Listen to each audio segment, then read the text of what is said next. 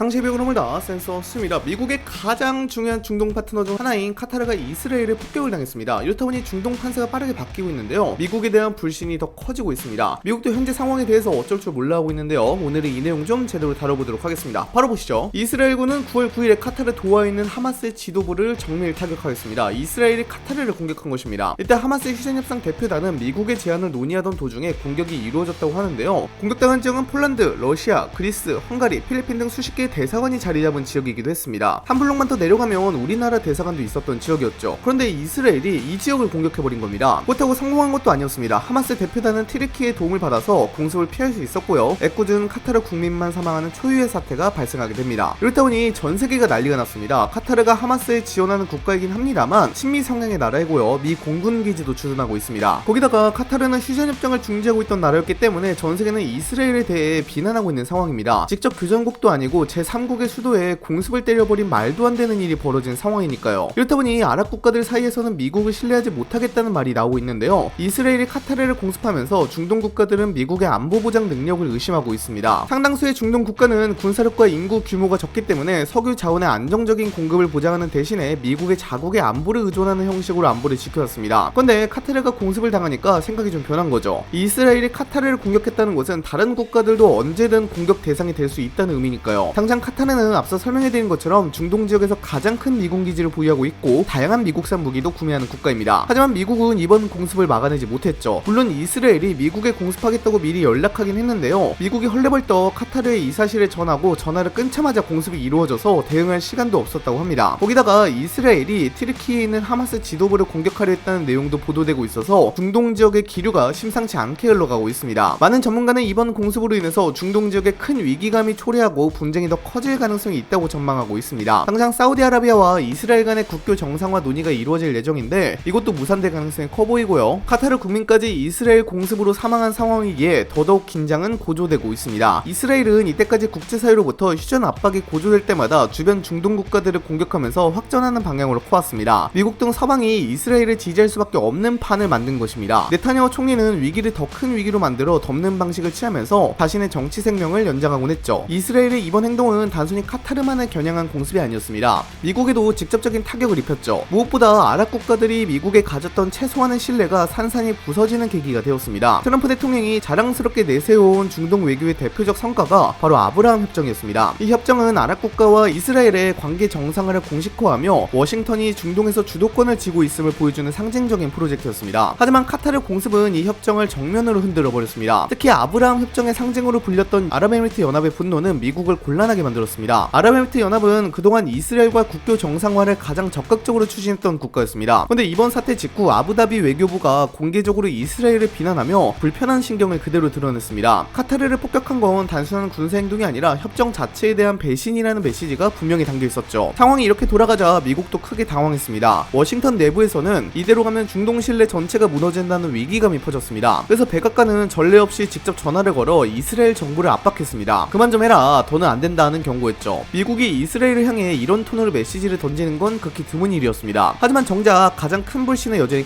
카타르였습니다. 수도 한복판이 폭격당했고 자국군이 희생됐습니다. 그것도 미군 기지가 버티고 있는 도하에서 일어난 일이었으니 카타르로서는 분노를 넘어 모욕감까지 느낄 수밖에 없었습니다. 우리 땅에 미군이 주둔하는데도 이런 일을 막지 못했다? 그럼 도대체 미군 여기 있는 이유가 무엇인가? 라고 의문을 품기 시작했죠. 카타르가 품은 의문은 곧 불신으로 변했습니다. 미국은 상황을 더 이상 방치할 수 없었습니다. 트럼프 대통령이 직접 나서고 중동 특사 스티브 위트코프가 긴급 투입되었습니다. 결국 9월 12일 뉴욕에서 카타르 총리와의 회동이 성사됐습니다. 이 자리에서 미국은 방위협력 강화를 약속하며 다시는 이런 상황이 반복되지 않도록 하겠다는 보장책을 꺼내들었습니다. 트럼프 대통령이 카타르는 우리의 굳건한 동맹이라고 강조했지만 카타르 측은 쉽게 고개를 끄덕이지 않았습니다. 이미 깊게 팬 균열은 말 몇 마디로 메워지지 않았고 미국은 신뢰 회복을 위해 더 많은 행동을 요구받게 된 것입니다. 이렇듯 미국의 안보 보장이 흔들리자 이제 중동 국가들이 스스로 살아남기 위한 길을 모색하기 시작했습니다. 과거처럼 워싱턴만 바라보며 안도하는 시대는 끝났다는 분위기가 짙어지고 있는 겁니다. 그렇다고 해서 당장 전투기를 띄우고 미사일을 쏘며 이스라엘의 군사적 대응을 하겠느냐? 현실적으로 그럴 가능성은 극히 낮습니다. 왜냐면 걸프 국가들의 국가 운영 구조를 들여다보면 답이 나오죠. 사우디, 아랍에미리트 연합, 카타르, 쿠웨이트 같은 나라들은 지금 석유, 천연가스 수출로 벌어들인 막대한 자본을 무역, 투자, 관광 산업으로 연결하며 경제 생태계를 굴리고 있습니다. 안정적인 비즈니스 허브라는 이미지가 곧 국가 브랜드인데 만약 직접적인 군사 충돌에 휘말리면 그 순간 투자 자본은 빠져나가고 관광객 발길은 끊기고 금융시장 신뢰는 바닥으로 떨어집니다. 한마디로 자기 손으로 스스로 목줄을 재는 꼴이 되는 거죠. 그래서 군사적 대응은 불가능에 가깝지만 다른 수단은 얼마든지 존재합니다. 바로 외교력과 경제력을 무기로 삼는 방식이죠. 걸프의 국부펀드는 이미 전 세계 곳곳에 막대한 자산을 투자하고 있습니다. 근데 만약 이들이 이제 미국과 이스라엘 관련 자산에서 발을 빼겠다고 선언한다면요, 세계 금융시장은 즉각적인 충격을 받게 되고 이는 곧 워싱턴과 텔아비브에 대한 강력한 압박 수단으로 작동할 수 있습니다. 즉 총 대신 돈으로 싸우는 방식이 되는 겁니다. 이런 움직임과 맞물려 주목할 점이 또 있습니다. 바로 이집트의 제안이죠. 최근 압델 파타 LCC 대통령이 아랍 국가들의 아랍판 나토를 만들자는 제안을 꺼냈습니다. 이름하여 아랍통합군입니다. 단순히 느슨한 연합이 아니라 실제 작전권을 가진 군사 동맹체를 꾸려서 앞으로 이스라엘과 같은 공격에 공동 대응하자는 겁니다. 이집트가 최상위 지휘권을 맡고 사우디가 그 다음 권한을 가지며 필요할 경우 모로코나 알제리의 용병까지 투입하는 구체적 그림까지 그려냈다고 알려졌습니다. 물론 이런 제안은 처음이 아닙니다. 2014년, 2018년에도 비슷한 논의가 있었지만 작은 나라들이 군 통제권을 넘기길 꺼리면서 무산됐죠. 근데 이번에는 분위기가 다릅니다. 이유는 단 하나, 미국을 더 이상 믿을 수 없다는 불안감이 모든 아랍 지도자들 사이에서 공유되고 있기 때문이죠. 지금 이집트의 제안은 단순히 군사 논의 차원이 아닙니다. 상징적인 메시지이자 미국 중심 질서에서 아랍 자신의 질서로 무게추를 옮기려는 첫걸음으로 읽히는 겁니다. 물론 여전히 성사 여부는 미지수입니다. 국가 간 이해관계가 얽히고 설켜 쉽지 않은 프로젝트인 건 사실이죠. 하지만 이 제안이 재점화됐다는 사실 자체가 중요합니다. 중동의 흐름이 이제 점점 미국 불신으로 기울고 있다는 명백한 증거이기 때문입니다. 즉 총알은 쏘지 않아도 판은 이미 바뀌고 있다는 거죠. 또 국제사회의 이스라엘에 대한 압박도 더 커지고 있습니다. 9월 12일에 유엔 총회에서는 이스라엘과 팔레스타인을 지지하는 결의를 압도적인 표차로 통과시켰습니다. 한국과 일본, 유럽 국가 등 142개국이 찬성했고요. 이스라엘과 미국 등 10개국이 반대했습니다. 그리고 전날인 11일에는 유엔 안전보장 이사회에서 긴급회의를 열어 도하 공습을 규탄하기도 했죠. 계속해서 압박이 이어지는 겁니다. 이스라엘의 이번 공습은 단순히 군사적 필요 때문만은 아니었습니다. 그 배경에는 네타냐후 총리의 정치적 계산이 자리 잡고 있습니다. 네타냐후는 지금 이스라엘 정치사에서 가장 오래 집권한 지도자이지만 동시에 가장 많은 논란을 안고 있는 인물이기도 합니다. 부패 혐의로 재판을 받고 있고 연정 내부의 갈등도 끊이지 않으면서 지도력은 약화하고 있습니다. 여론조사에서는 지지율이 흔들리고 거리에서는 반정부 시위가 계속되고 있습니다. 이런 상황에서 그는 늘 같은 패턴을 택해왔습니다. 바로 위기를 더 큰 위기로 덮는 방식이죠. 국내 정치에서 몰려올수록 외부 안보 위협은 키워 국민의 시선을 바깥으로 돌리는 겁니다. 하마스와의 전쟁이 길어질수록 가자 지구에 대한 공격이 커질수록 국민은 정치 스캔들이 아니라 안보 위기에 집중할 수밖에 없습니다. 그런데 이번에는 휴전 압력이 거세졌습니다. 국제사회가 한 목소리로 압박을 넣으니 네타냐후에게는 새로운 위기가 필요했습니다. 카타르 공습은 바로 그 카드였던 셈입니다. 제3국 수도를 정밀 타격함으로써 전선을 더 넓히고 갈등의 무대를 확전 구도로 전환하려 한 겁니다. 이런 방식은 단기적으로는 효과가 있습니다. 외부 공격에 맞서 싸운다는 명분을 내세우면 내부 결속은 강화되니까요. 실제로 이스라엘 내부에서는 안보를 지켜내야 한다는 목소리가 커지면서 네타냐후를 향한 정치적 비판이 일시적으로 주춤하는 효과가 나타났습니다. 하지만 장기적으로 보면 이는 위험한 도박입니다. 국제사회의 신뢰를 잃고 미국 같은 우방마저 곤란하게 만드는 길이기 때문이죠. 그런데도 네타냐후는 정치적 생명을 연장하기 위해 이 무리수를 선택한 겁니다. 결국 이번 사태는 군사작전인 동시에 정치적 계산이 얽힌 결과라고 볼 수 있습니다. 현재 중동 전세가 급변하고 있습니다. 여러분들은 현재 상황에 대해서 어떻게 생각하시나요? 댓글로도 작성해 주시기 바랍니다. 이상 영상 마치도록 하겠습니다. 감사합니다.